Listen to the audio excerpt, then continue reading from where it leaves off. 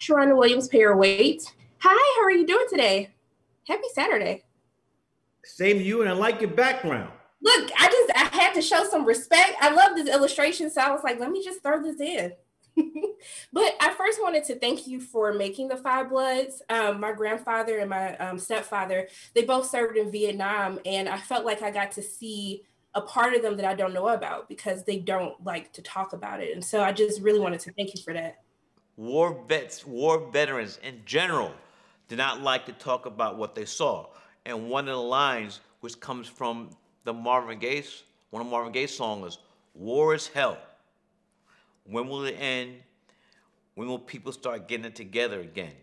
So I'm glad you said that because many people have echoed what you said, sister, that now they understand, looking at specifically Paul's character, played by the great Delroy, that now they understand the mental state of their father, their grandfather, or their cousins or friends, and now they understand why they were a little off, you might say.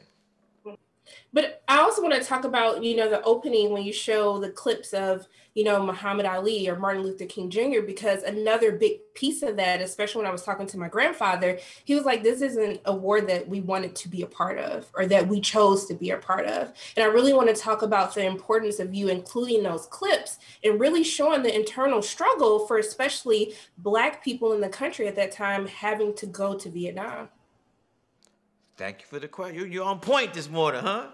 On point. So, sister, let me explain it to you. Can I break it down?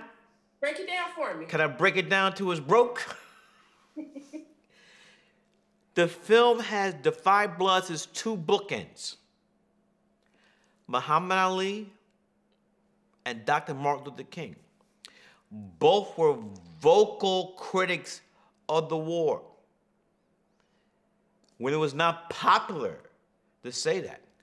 Right. They said, Muhammad Ali, our brother Muhammad Ali and our brother Dr. Martin Luther King, they said the Vietnam War is immoral. Muhammad Ali, and the first thing we hear Muhammad Ali say in the Five Bloods is, no Viet Cong ever called me nigger.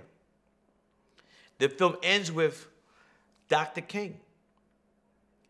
His speech was April 4th, 1967 at the Riverside Church, Manhattan, New York. He was assassinated 1 year later to the day. He was assassinated because he was a vocal critic of the Vietnam War. And we're against the war. You're up against people who are making billions and billions of dollars with the war machine. He did not get assassinated when he was talking about having Black folk be able to ride the bus up in the front or sit at the counter. But when you're talking about the Vietnam War, you're messing with the money. Right. The money. And we know in this history what happens when you mess with the money. Yeah, I mean, even the parallels between Muhammad Ali and Colin Kaepernick, I wonder, do you ever get frustrated when you're making these films and you see from when we see the Do Right Thing to now the Five Bloods, and we see the progress, there has been no progress. We're still fighting the same wars on so many multiple levels. Do you become frustrated as a filmmaker, or because we haven't had progress, does that help you push to continue to keep putting your films out? I have frustration. I'm not gonna let it stifle the stories I want to tell. So in a lot of ways, that gives me an outlet. Yeah. What kills people when they're frustrated and they have no outlet. So my frustration sometimes goes directly into my films. And I wanted to say another point that you were talking about, which I want to hit on, is that we have been dying for this country from the get-go. Sister, as you saw in the film, Chadwick's character talked about the Revolutionary War. Yes, Christmas addicts. Yeah. People understand because it's not taught. The first person to die for this country was a Black man.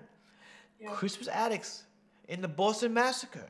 We've been dying for this country from the get, and the country's not loved us back till today, even today.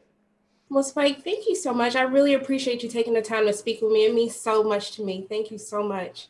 We'll hope to see you again, sister. Yes, please. I hope you have a great rest of your day. All right, you too. Bye.